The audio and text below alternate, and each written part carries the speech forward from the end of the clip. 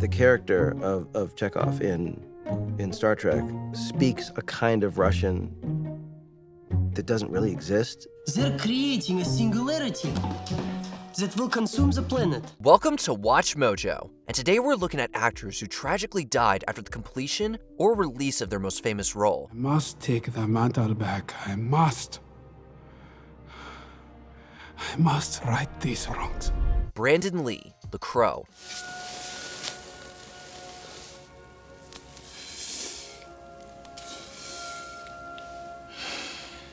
You shouldn't smoke these.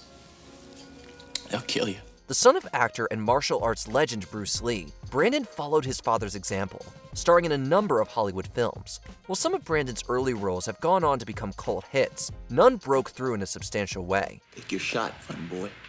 You got me, dead bang.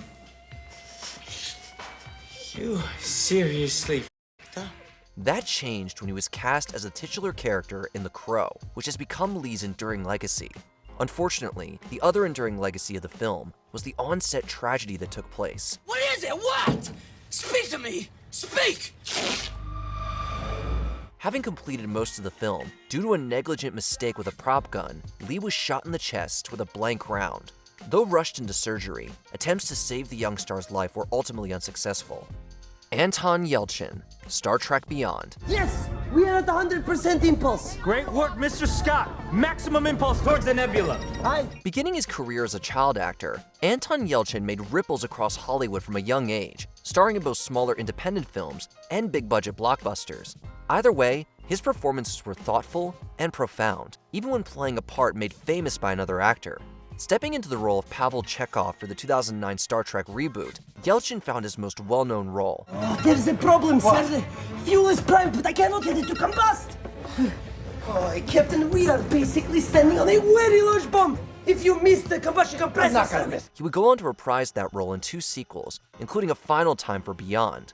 That film, released just a month after a freak accident took Yelchin's life at just 26 years old, carried a title card honoring his memory that read simply, for Anton. Then we cannot lock onto anyone inside the crater in order to beam them out. Or I could rig up pulse beacons as pattern enhancers. That'd get the signal out of the crater. Aye. Adrienne Shelley, Waitress. If I had a penny for everything I loved about you, I would have many pennies.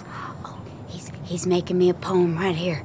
First coming to the attention of filmgoers in the late 80s and early 90s, Shelley came to prominence as an indie darling through the festival circuit. Over the next decade, however, Shelley began to become more interested in roles behind the camera as well. She would go on to write and direct a number of films she co-starred in, with her film Waitress premiering at Sundance. Penny for your hair, your navel, penny for your odor, $1 for your heart.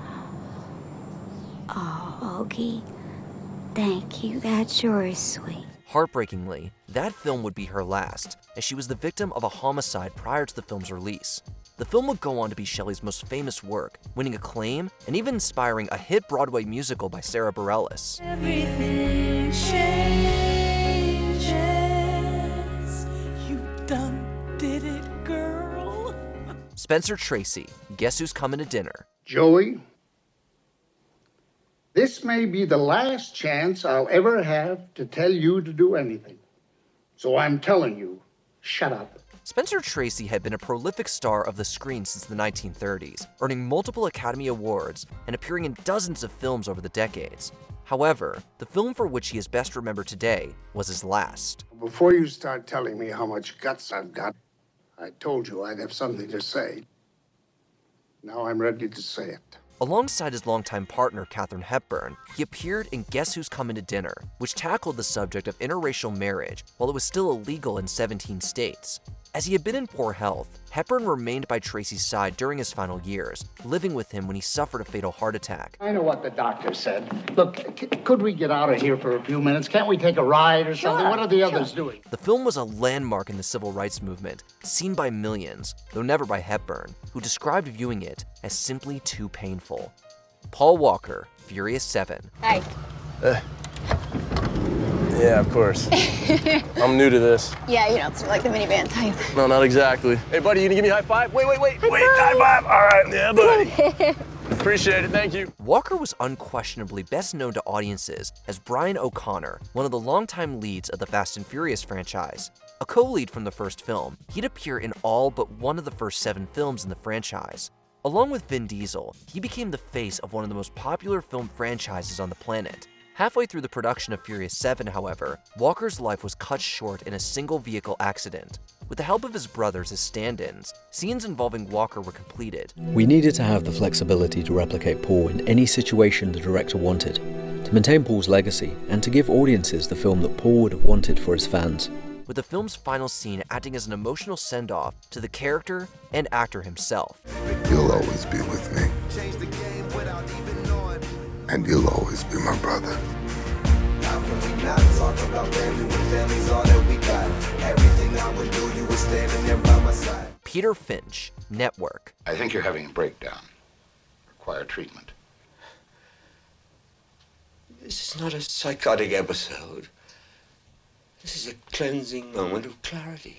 One of the most famous speeches in film history is unquestionably Peter Finch's "I'm mad as hell" outburst from the darkly satirical comedy Network. I don't know what to do about the depression and the inflation and the Russians and the crime in the street. All I know is that first, you've got to get mad. You've got to say, I'm a human being, God damn it! The film quickly became a commercial and critical success, earning a slew of Oscar nominations, including Best Actor for Finch. During a promotional tour, just after appearing on The Tonight Show, Finch died from a heart attack in his hotel room.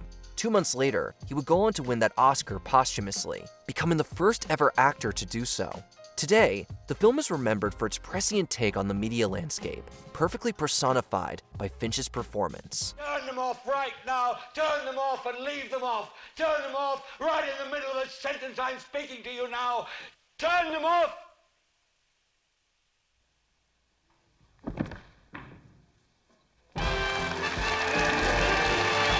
Chadwick Boseman, Avengers Endgame. I accept your challenge. Chadwick Boseman's star rose quickly in the 2010s when he portrayed a number of real influential African-American figures. However, his most famous role was a fictional and iconic African figure. First appearing in Captain America: Civil War, and later his own solo film, he played T'Challa, aka the superhero Black Panther, instantly becoming one of the MCU's most popular characters. I don't care that you brought Claw. Only reason I don't kill you where you stand is because I know who you are. However, in the same year he first appeared as T'Challa, he was diagnosed with colon cancer, something known only to those close to the actor. His final outing as the character came in Endgame, which featured him in a triumphant moment that, in retrospect, became one of the most powerful in the entire franchise, as he would pass away just months after the film's release.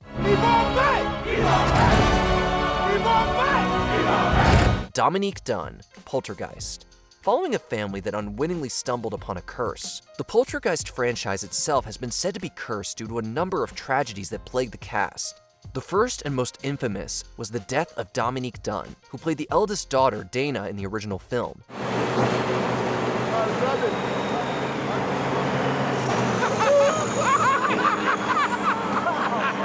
Dunne was horrifically murdered by her boyfriend in the same year as the release of her breakthrough performance in Poltergeist, just as she had begun to parlay that success into starring roles in TV and film. With her time cut so cruelly short, at just 22, we'll never know what she could have achieved. Hey! It's not my mess. Oh, thanks a lot, Jerko. I've got class in 20 minutes. James Dean, Rebel Without a Cause. They called me Chicken. You know? Chicken. Despite being a film icon and sex symbol for the last half-century, movie star James Dean only appeared in 3 major films. Even more tragically, 2 of those films were released after his untimely passing. An avid fan of auto racing, Dean was killed in a crash at a California junction at 24 years old, just a month before the release of Rebel Without a Cause, the only film where he received top billing. There were other people. Why should you be the only one involved? But I am involved. We are all involved. Mom, a kid was killed tonight. The movie, and Dean's performance, while initially receiving mixed reviews, have gone on to become a beloved and important symbol for the counterculture and recklessness of youth, made even more poignant by Dean's death. We're not gonna be lonely anymore. Ever, ever. Not you or me. Before we continue, be sure to subscribe to our channel and ring the bell to get notified about our latest videos. You have the option to be notified for occasional videos or all of them. If you're on your phone, make sure you go into your settings and switch on notifications. Heath Ledger, The Dark Knight. All right, so listen, why don't you give me a call when you want to start taking things a little more seriously? After breaking out of Australian television, Ledger had made a name for himself with American audiences with roles in films like 10 Things I Hate About You and Brokeback Mountain. Yet, his most defining role came when he took on the part of one of film's greatest villains, the Joker. See, madness, as you know, is like gravity. All it takes is a little push. Standing apart from previous iterations of the character, Ledger's turn was notable for its grittiness and his seemingly complete transformation into the Clown Prince. Just months after filming had wrapped, however, Ledger was found dead from an accidental overdose of prescription drugs. Following his passing, his performance earned near-universal praise, including a win for Best Supporting Actor at the following year's Academy Awards, making him the second actor to win the award posthumously after Peter Finch. You see, this is how crazy Batman's made Gotham. You want order in Gotham. Batman must take off his mask and turn himself in. Are there more iconic final performances we should have mentioned? Let us know in the comments below. So finally, after 5 years of scratching a living in flea-infested villages, we're finally going back to where we belong. The Colosseum. Did you enjoy this video? Check out these other clips from WatchMojo, and be sure to subscribe and ring the bell to be notified about our latest videos.